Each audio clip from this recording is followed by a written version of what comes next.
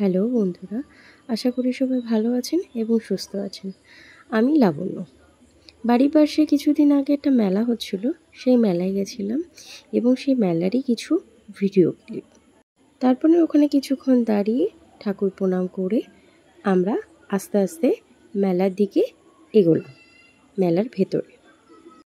যেহেতু সেদিনকে শনিবার ছিল, বাইরে তেমন কিছুই আমি খেতে পারতাম না, তাই আলুর এইটা ট্রাই করেছিলাম। এছাড়াও বাদাম, নিমকি এবং জিলিপিও নিয়ে এসেছিলাম বাড়ির জন্য। তারপরে পাঁপড় ভাজছিল, সেই পাঁপড় ভাজার ক্লিপটা নিয়েছিলাম। মেলায় গেছি, ফুচকা না খেলে তো হয় না, তাই ফুচকা খেয়ে নিলাম, যেহেতু ফুচকাটা নিরামিষ ছিল। আর যেহেতু শনিবার ছিল, আমি নিরামিষ খাই, তো সেই জন্য এগরোল একটা নিয়েছিলাম আমার শাশুড়ি মায়ের জন্য। তারপরে গোলা খেয়ে বাড়ি চলে এসেছিলাম মেলায়।